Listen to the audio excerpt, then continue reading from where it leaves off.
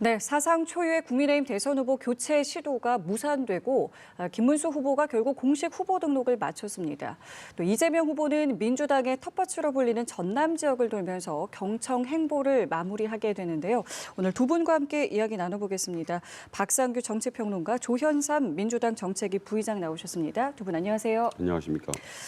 예, 제가 말씀을 드린 것처럼 김문수 후보가 대선 후보 자격을 다시 찾았고요. 대선 후보 등록도 마쳤는데요. 오늘 오전의 모습을 저희가 준비했는데 이 모습 보시고 대담 시작하겠습니다.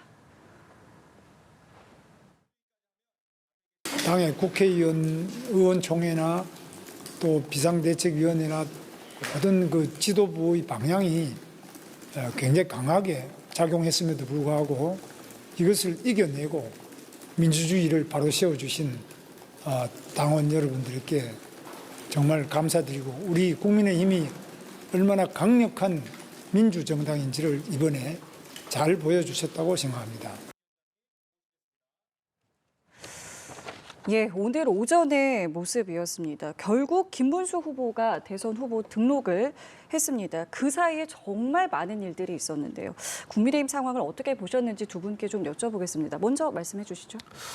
일단 우선 그 김문수 후보의 경우에는 국민의힘에서 1차, 2차, 3차 경선을 거쳐서 선출된 정당성을 가지고 있는 그런 후보 아니겠습니까? 그런 후보가 단일화가 단지 지연된다는 이유만으로 당 지도부 차원에서 심야 시간에 기습적으로 축출한 다음에 1시간 동안 새로운 후보를 등록 신청을 받아서 접수를 받아서 유일한 후보인 그 한덕수 전 총리를 사실상 후보로 옹립을 하려고 했다가 당원들의 저지로 막힌 그런 사례 아니겠습니까? 이것은 사실 우리나라 헌정 사상에서 이러한 일은 전혀 없었던 그러한 사례라고 할 수가 있겠습니다.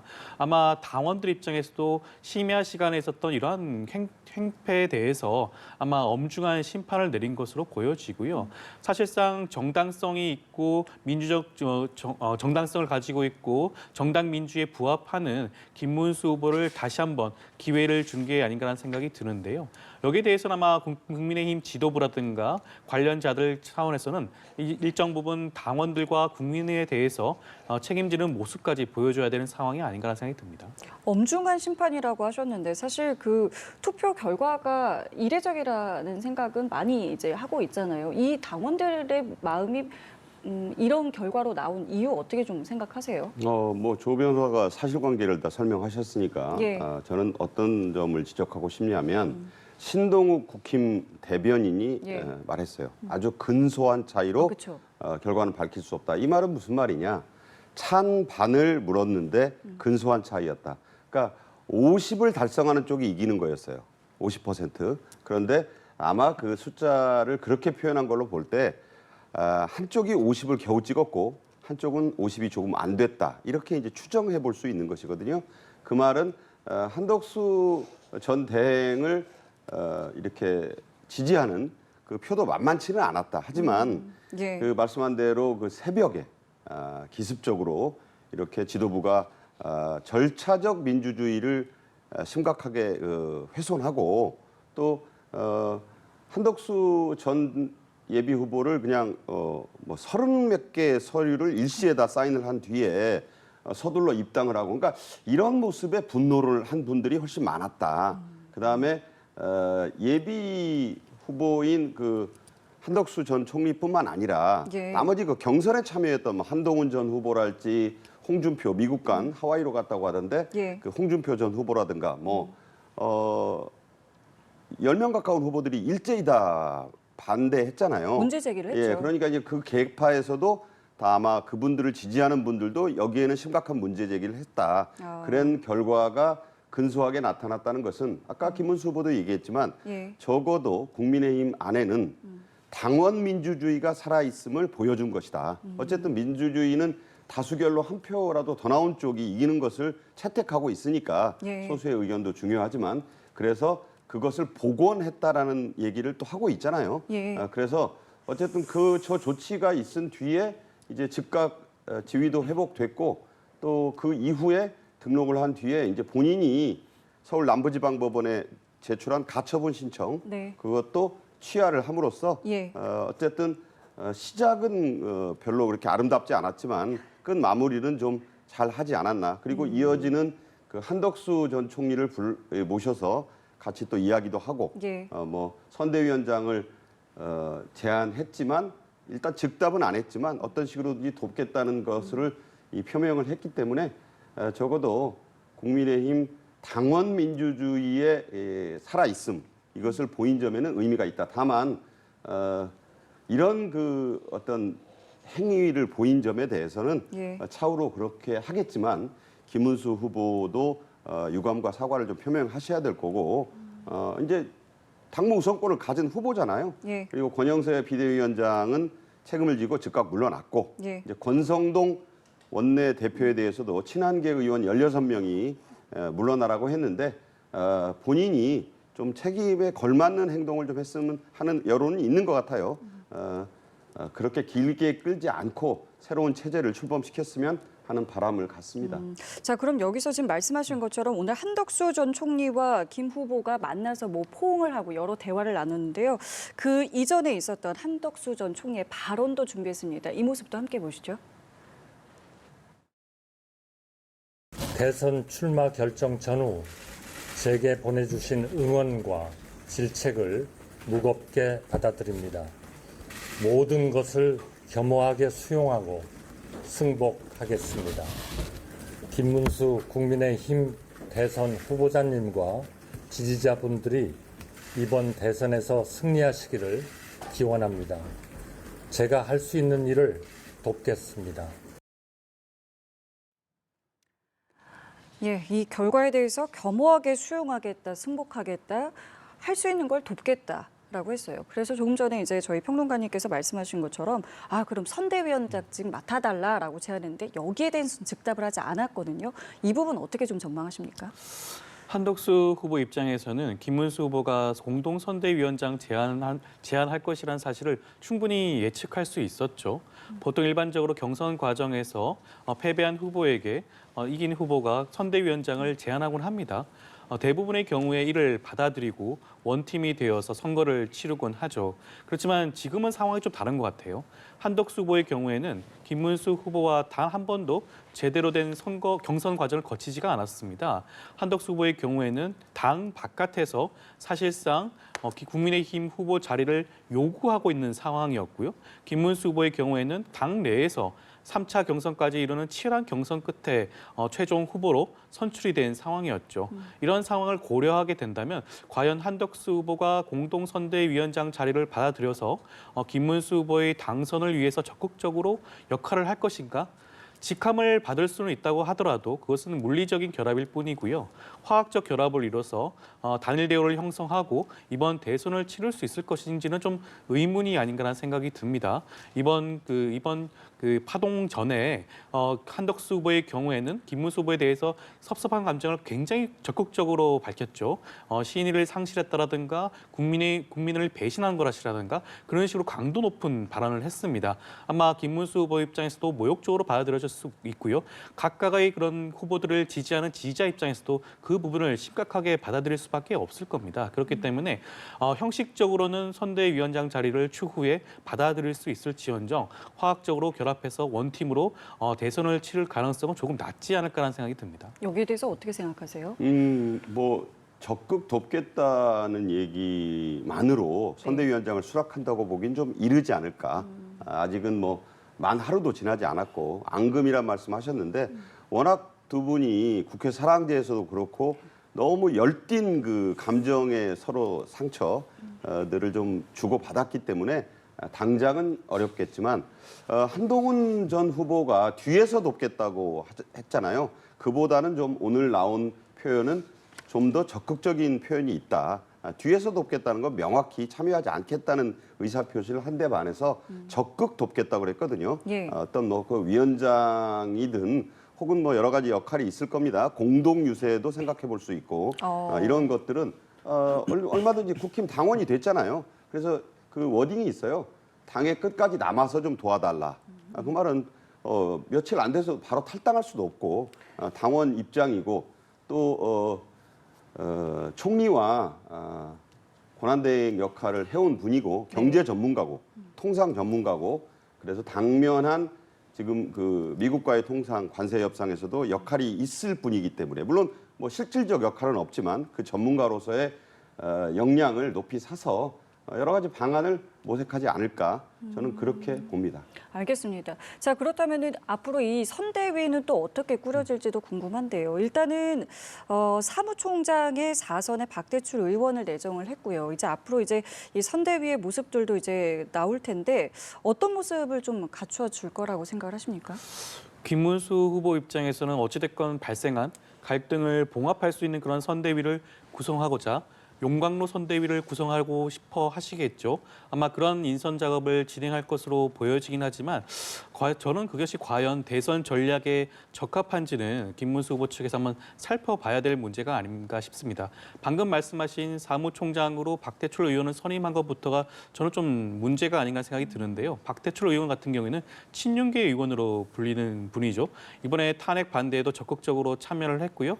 이번에 그 파면 사건의 경우에도 기각을 요청을 했던 명단에 올라와 있던 그런 의원이기도 합니다.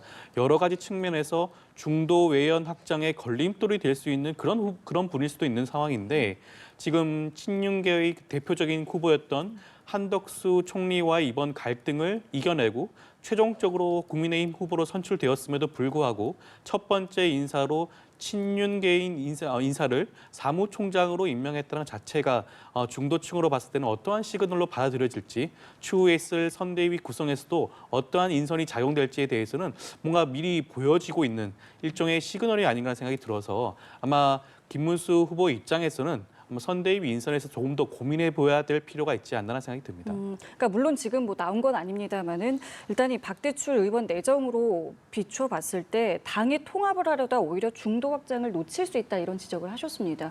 선대위는 어떻게 좀 꾸려지는 게 맞다고 생각하세요? 선대위는 당연히 중도 확장의 방점을 찍고 나가야겠죠. 그런데 워낙 그 싸우느라고 그런 에너지가 다 소진돼서 아마 이런 선대위 구성도 지금 급히 이루어질 가능성이 있어요. 박대출 의원은 아시다시피 이 기자 출신의 사선 의원이고 지역구가 경남 진주 갑입니다. 그런데 이제 친윤계의 중심이었는데 이번에 반대를 했어요. 그러니까 김문수 후보 측의 절차적 민주주의 훼손 지적을 찬성한 거죠. 그래서 이제 그런 이유도 있을 것이고 아무래도 현재 그 김문수 후보 진영에 현역 의원들이 별로 없어요. 그래서 어쨌든 선대위를 꾸려가려면 예.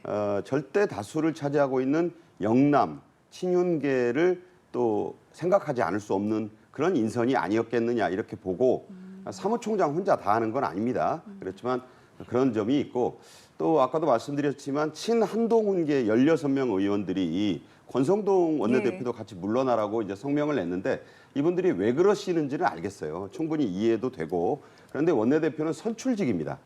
그래서 대선이 지금 뭐 실질적으로 22일 남짓 남은 건데 원내대표 중요한 자리거든요. 국회도 그 사이에 열리지는 않더라도 여러 일이 있는데 그러면 원내대표 없이 갈 거냐?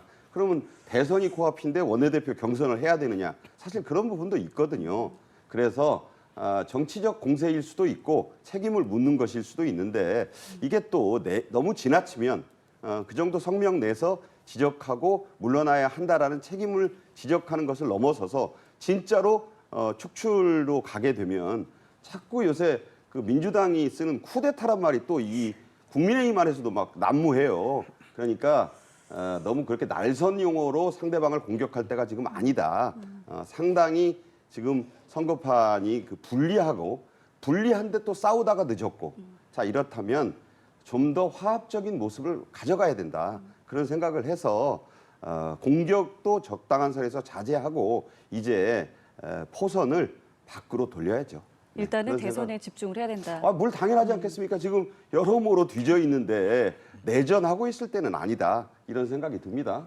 이 말씀하신 이 친한계 의원들이 권성동 원내대표도 책임져야 되지 않느냐, 사퇴해라 이런 목소리를 내고 있습니다. 여기에 대해서 어떻게 좀 보고 계십니까? 물론 국민의힘 당 내에서 결정해야 될 문제이긴 하지만 외부에서 봤을 때는 당연히 그러한 조치가 취해져야 되지 않을까라는 생각이 듭니다. 국민의힘 당원 당규에 어긋나게 국민의힘 후보로 선출된 최종 후보인 김문수 후보를 심야 시간에 추출하고 외부에 있는 한덕수 후보를 옹립하려고 했던 그런 것에 대해서 당원들이 제지에 나선 거 아니겠습니까? 전반적인 흐름을 살펴보게 되면 당원들의 바람은 지금 국민의힘 지도부가 잘못된 선택을 했다라고 지적을 한 것입니다. 그렇다고 한다면 권성동 원내대표도 당연히 책임을 져야겠죠. 보통 우리가 쌍권이라고 해서 두 부분을 지칭하지 않았습니까? 그렇다고 한다면 권영세 비대위원장뿐만 아니라 권성동 원내대표도 책임을 지고 자리에서 물러나는 것이 온당해 보이고요. 저는 더 나아가서 이 두 분의 경우에는 사실상의 해당 행위를 했습니다. 자당 후보인 김문수 후보를 내치고 당 밖에 있는 인사를 옹립하려고 했어요.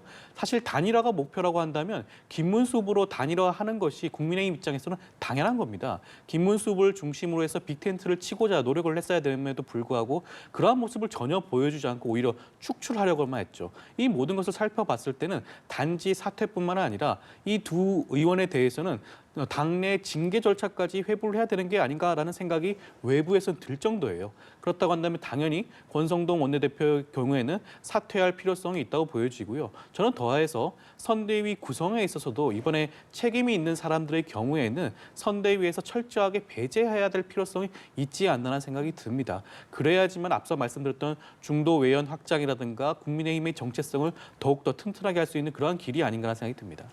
오히려 지급해야 된다는 말씀을 해주셨네요. 자, 그럼 저희가 여기서 여론조사를 하나 보고 넘어가 보겠습니다. 근데 이 여론조사는요, 5월 7일부터 9일까지 진행이 됐기 때문에 이 김문수 후보가 지금 대선 후보로 최종 확정이 된 이 내용이 반영되지는 않았습니다. 그렇기 때문에 그 부분을 좀 참고를 하고 한번 봐주시면 좋겠습니다. 3자 가상 대결 결과입니다. 보시는 것처럼 이재명 후보가 52.1%, 그다음에 김문수 후보가 31.1%, 이준석 후보가 6.3%로 나왔습니다. 자, 이제부터 이제 김문수 후보가 대선 후보로 확정이 된 이후에 이제 여론조사는 여기에서 어떤 변화가 있겠습니다. 근데 그 변화를 두 분께서는 어느 부분에 조금 집중해서 좀 보고 계시는지 예측을 좀 해본다면 어떤 부분을 좀 생각해 볼 수 있겠습니까? 여론조사라는 것은 지금까지 쌓여있는 누적된 데이터와 추이를 한번 살펴보면 예측을 그렇죠. 일부 정도 예. 할 수 있지 않을까 하는 생각이 드는데요. 기존의 여론조사의 흐름을 살펴보게 되면 한덕수 후보가 단일화되든 아니면 김문수 후보가 단일화가 되든 큰 차이가 없는 것이 일반적인 추세였습니다. 이번의 경우에도 김문수 후보가 최종적으로 이제 국민의힘 후보로 확정이 되고 이제 후보로 나서게 된다고 하더라도 저는 그 추이가 크게 달라질 가능성은 없지 않을까 하는 생각이 들고요.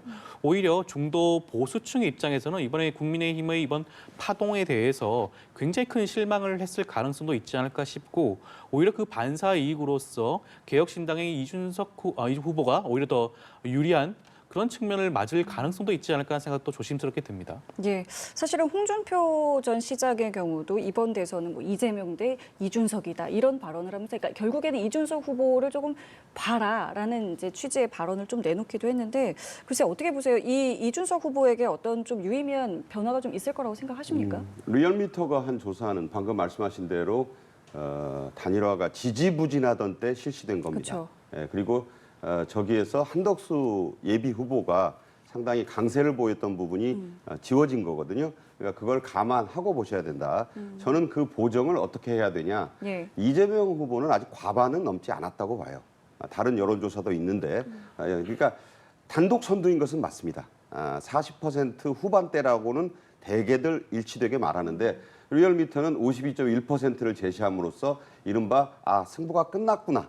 이런 인상을 주고 있다고 봐요. 물론 뭐 그런 인상을 조작했다는 얘기는 아닙니다. 다만 김문수 단일 후보의 컨벤션이 좀 있을 것이다. 전당대회 말고 단일화를 정리하고 이제 됐기 때문에 그 조사 빠져 있는 거거든요. 그쵸. 저기에서 몇 퍼센트 더 봐야 되고 이재명 후보는 저기서 조금 좀 빼고 봐야 되지 않겠나 하는 생각이 들고 특히 주목해 봐야 될 것은 이준석 개혁신당 후보의 지지율이 좀 저평가돼 있다. 몇 퍼센트 좀 더 봐야 된다. 어떤 조사를 보면요. 두 자릿수인 것도 있어요. 그러니까 조사 기관마다 조금씩 다릅니다. 항상 그러니까 한마디로 분명한 것은 단독 선두는 맞죠. 뭐 움직일 수 없는 단독 선두. 그렇지만 이제 그 단일화된 김문수 후보가 보여줄 것들이 아직 이제 지금까지 싸우느라고 못 보여줬거든요. 이런 것들이 나타나고 또 견제 심리라는 게 있습니다. 그래서 여당이 아니고 이제 일당인 이재명 후보의 에 대한 견제 심리가 좀 작용할 수도 있고 이준석 개혁신당 후보 잘 나가는 거 맞거든요. 지난 한 달 새 한 15,000명 가량 당원도 늘었고 젊은 층들이 이도저도 싫다는 분들이 꽤 있어요. 그래서 그분들의 저기 안 잡힌 것 중에 한 20% 정도의 이 무당층이 있습니다. 그러니까 응답 유보층 이분들이 또 있으니까 아직 그렇게 너무 저거 보고 끝났네. 이럴 일은 아니다 이런 생각을 합니다. 계속 좀 지켜봐야 된다는 말씀을 해주셨고요. 자, 이런 상황에서 윤석열 전 대통령도 메시지를 냈습니다. 이번 선거에서 우리는 반드시 승리해야 하고 승리할 수 있다라는 메시지를 내놨고요. 또 단합하자, 단결하자, 결집하자 이런 이야기를 했는데요. 이 시점에서 낸 메시지는 어떻게 좀 봐야 될까요?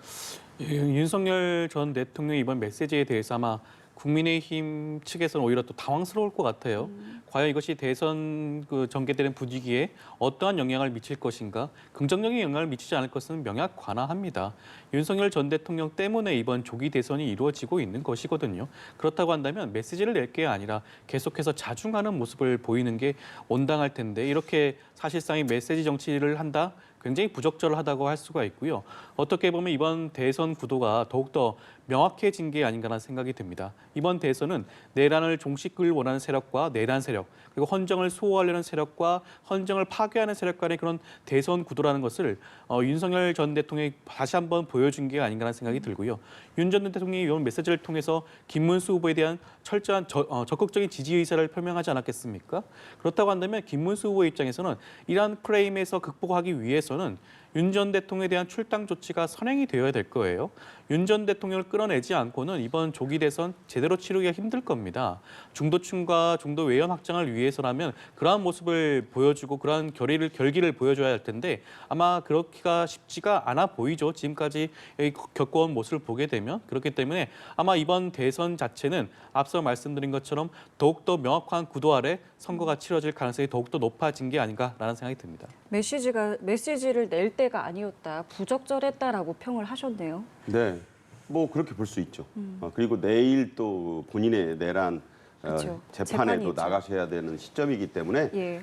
덕에 장문의 메시지를 내는 부분은 저도 좀 의아했습니다. 어쨌든 김문수 후보는요 노동부 장관으로서 당시 12.3 계엄을 논의하는 사실상 결정하는 국무회의에 가지 못했어요. 그건 뭐 명확관화한 사실이고 다만 그 이후에 이 탄핵에는 줄곧 반대하는 입장을 가져갔었습니다. 하지만 또 김문수 후보는 그 한덕수 후보와의 단일화에 대해서도 22번이나 약속해서 마케팅하지 않았느냐 이런 지적에 대해서 그것은 정치인으로서 생활 안 해보셨다라고 하면서 일종의 마케팅이라고 해서 가볍게 퉁치는 그런 또 정치인다운 모습을 보였기 때문에 자, 뭐 조 변호사가 친절하게 잘 말씀하셨어요. 이 대선이 내란에 대한 어떤 프레임으로 내란이란 말은 사실 아직 재판상으로 어떤 것도 확인이 되지 않았는데 민주당이 강고하게 지금 씌우려고 하는 프레임이에요. 그러니까 여기에서 벗어나는 것은 어쨌든 그것은 김문수 후보가 정말 이 대선에서 기술적으로 잘 해야 된다. 내가 12.3 비상계엄에 국무회의에 가지 않았지만 어쨌든 그 당에 소속된 대통령을 탄핵하자는 데 대해서 반대한 부분을 정치적으로 잘 풀어야 됩니다. 이제는 후보가 됐어요. 과거에 그 정동영 후보가 당시에 그 대통령 노무현 전 대통령을 밟고 넘어가라는 그런 그 메시지를 노무현 전 대통령이 줬을 때 그걸 이제 고민 끝에 실행을 했음에도 불구하고 크게 지지 않았습니까? 남의 당 얘기라고만 생각하지 말고 지금 뭐 무슨 강 얘기가 너무 많이 나와요. 탄핵의 강, 뭐 무슨 강. 그래서 이제 당무 우선권을 가진 기호 2번이 됐으니까 이 선거를 승리로 이끌으려면 어떻게 해야 되는 것인가 고민은 많을 겁니다. 친윤계와 윤 대통령의 탄핵에 여전히 부정적 생각을 갖고 계신 지지자들에게 어떻게 설명하고 이 강을 건너든 그 다리를 끊든 하는 결단은 모두 지금 김문수 후보의 손에 가 있다. 다시 한번 말씀드리지만 선대위 인선에 사무총장만 있는 게 아니니까 저는 한동훈 전 후보든 좀 젊은 층, 이준석 개혁신당 후보가 좀 아니라고 하고 있지만 그런 부분에 대해서 끌어안는 그 자세, 중도 외연 확장에 성공할 수 있느냐의 여부에 이번 대선의 승패는 달려 있다. 물론 승패뿐만 아니라 이게 격차를 좁히는 것도 중요해요. 이게 대패냐 뭐 그런 데 대해서 굉장히 불편하게 생각하시는 분들 많은데 접전을 벌이고 아깝게 지면 사실 그 다음 정부의 대통령이 예. 크게 이겨서 대통령을 하느냐 가까스로 이겨서 하느냐에 따라서는 전국의 이 흐름도 달라질 수 있습니다. 그쵸. 따라서 최선을 끝까지 다해서 싸워야 된다는 점에서 보수층 특히 김문수 후보의 결단이 필요한 시점이다 이렇게 봅니다. 뭐 당장 지금 민주당에서도 이 부분에 대해서 확실한 좀 입장을 내놔라, 뭐 끊고 가라 이런 요구들이 지금 계속 나오고 있기 때문에 이 부분에 대해서 말씀하신 대로 어떤 입장을 내놓을지 저희도 좀 지켜보겠고요. 자, 이런 상황에서 민주당 이재명 후보는 지금 경청 투어를 하고 있지요. 전남 화순에서의 발언을 저희가 준비해봤는데요. 이 내용 듣고 대답 이어가겠습니다. 바로 여러분이 이번에도 압도적인 투표 참여, 압도적인 선택으로 여러분의 세상을, 여러분의 나라를 여러분이 반드시 만드십시오.